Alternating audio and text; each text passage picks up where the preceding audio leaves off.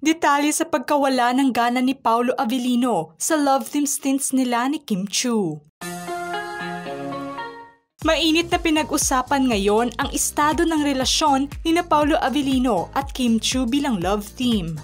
Kamakailan lang nang magkasamang muli ang dalawa sa Asap Natin To sa California. Nasiyahan nga ang mga fans nila nang masilayan nila ang isa sa mga pinusuang love team ngayon. Kasama nga ng Kim Pao ang iba pang mga kapamilya actresses and actors kung saan nag-perform nga ang mga ito sa kababayang Pinoy na nasa California. Ngunit may napansin naman ang mapanuring mata ng mga netizens sa tambalang Kim Pao. Sa mga videos na kumalat kasi online, makikitang na-interview nga ng Kim Pao ang bagong magkapareha na sina Ann Curtis at Joshua Garcia. Para na ito sa bagong teleseryeng pagbibidahan nila na It's Okay to Not Be Okay. Hindi maiwasan ng mga fans ng Kim Pao na mapansin na tila wala umanong gana ang aktor na si Paolo sa kanyang ginagawa kasama na si Kim, base na ito sa kanyang facial expressions. Hindi naman daw ito ang unang pagkakataon na napansin nila na parang hindi masaya ito sa kanyang ginagawa, particular na sa tambalan nila ni Kim. Sa dinaluhang after party naman sa ibang bansa ng Kim Pao nitong nagdaang araw ay hindi nga nila nagustuhan ang mga galaw ng aktor. Humirit pa ang ilan na tila napilitan na lamang daw ang aktor na ipakita sa mga fans nila na pusuan pa ang kanilang tambalan.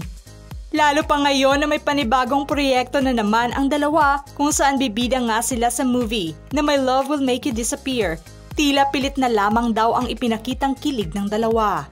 Kamakailan lang din ang muling nasilayan ng madlang people ang Kim Pao sa It's Showtime guesting nila para na sa promotion ng kanilang bagong pelikula.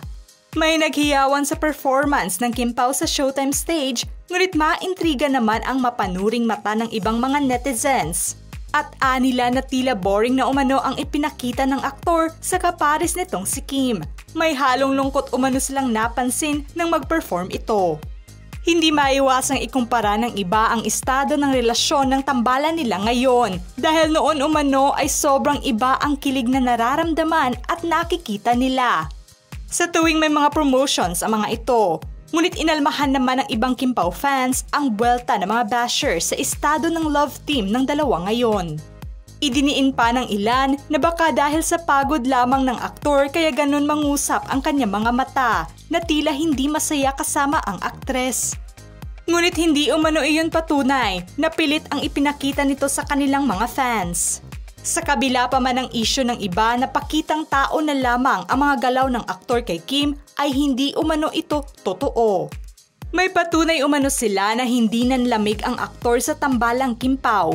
Pinusuan kasi kamakailan ang pag-holding hands ng dalawa at anila na nakita na umano nila kung paano kiligin ang isang Paolo Avellino. Nang mahawakan nito ang kamay ng aktres, ibang Paolo umano ang napansin nila kaya hindi mapigilan ng mga taga-suporta nila na kiligin sa dalawa. Ayaw umano nilang magpatinag sa isyong ito at dinipensahan si Paolo. Samantalang sa isyu ng panlalamig ng aktor ngayon sa tambalan niya kay Kim, ay usap-usapan naman na ipinakilala na umano niya si Kim sa kanyang anak na si Aki. Ito ang isa sa mga ibinahaging impormasyon ni Christopher Min sa vlog nitong Christopher Minute.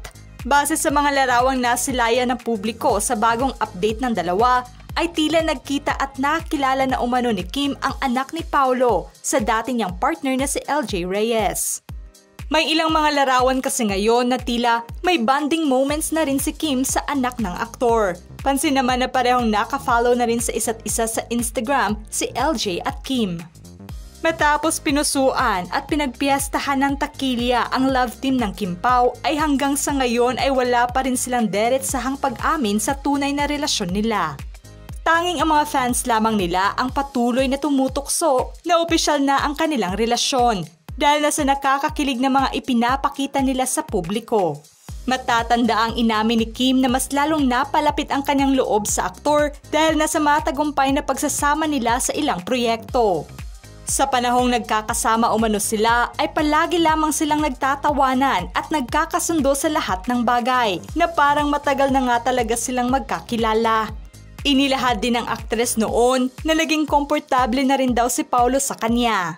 Nasiyahan naman siya dahil natatawa umano ang aktor sa kanya at unti-unting nagkukwento na rin ito sa kanya.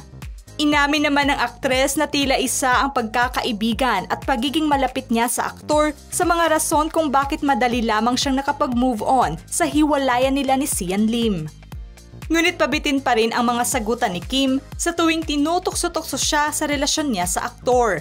Maging si Paolo ay ngumingiti lamang sa tuwing na itatanong ang tungkol sa kanila. Sa kabilang banda ay tila na-booking pa ni Bella Padilla ang estado ng love life ng kanyang kaibigang si Kim.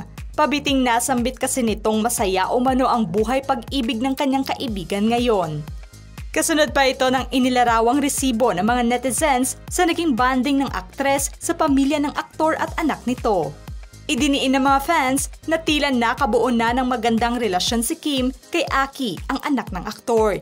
Tila patunay umano ito na may something na nga ang dalawa sa kabila pa man ng issue. Mas lalong kinakiligan pa ng karamihan ang tungkol sa espekulasyong paglaan ng panahon ng aktres na makilala ang anak ng aktor at nakikita naman nilang may mother figure ang aktres para na kay Aki.